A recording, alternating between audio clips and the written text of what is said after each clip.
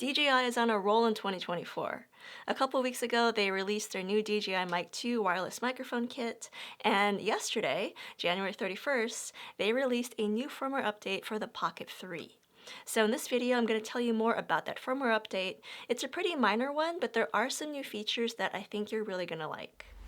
So first of all, to do the firmware update, you can either connect the camera to a computer and do it that way, but the fastest and easiest way would be to power on the camera, connect it to the DJI Mimo phone app, and when it does that, it'll automatically detect the new firmware, and you can download it. It just takes a couple of minutes.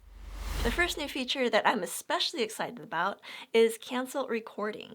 So you know how sometimes you start recording, but then you quickly realize that you don't actually want to record? Well, instead of saving a video that you don't actually want on your memory card, you can press down on the red record button, hold it down for a few seconds, and then that recording will be canceled and it won't save to your memory card. This is actually a feature that I've first seen on the Insta360 Ace Pro.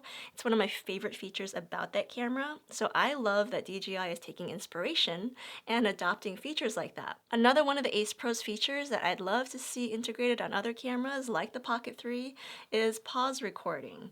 So DJI, if you're listening, please consider integrating that as well because it's super useful.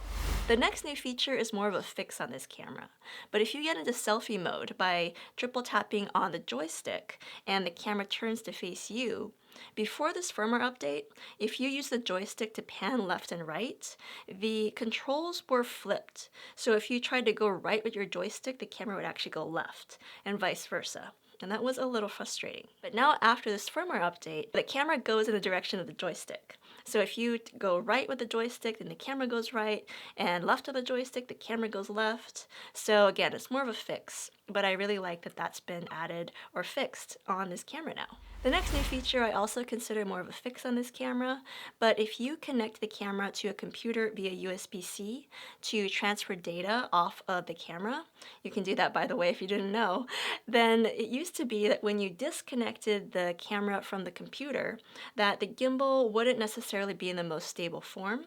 But now, after this firmware update, whenever you disconnect the camera from the computer, then the gimbal locks itself more properly.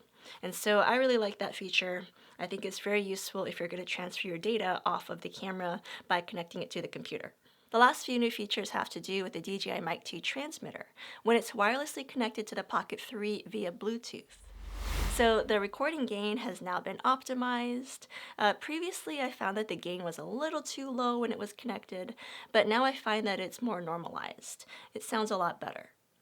Also, the overall performance of the connection and the stability has been improved.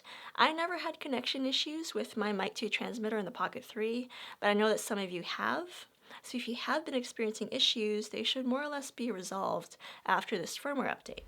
And finally, the settings of the parameters in the built-in mic audio backup function should now match those in the camera, because that wasn't the case earlier, but now they should be matched. So again, this is a rather minor update, but it does have a couple of fixes, and the new feature, the cancel recording, is probably my favorite new feature on this firmware update.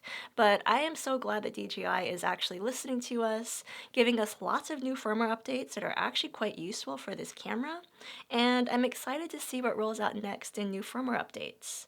Let me know in the comments below what kind of firmware updates you guys want to see in the future, because it seems like DJI is really doing their research and making sure that they properly support this camera, which is so good to see. Thank you for watching and stay tuned for more videos. I'll see you in the next one.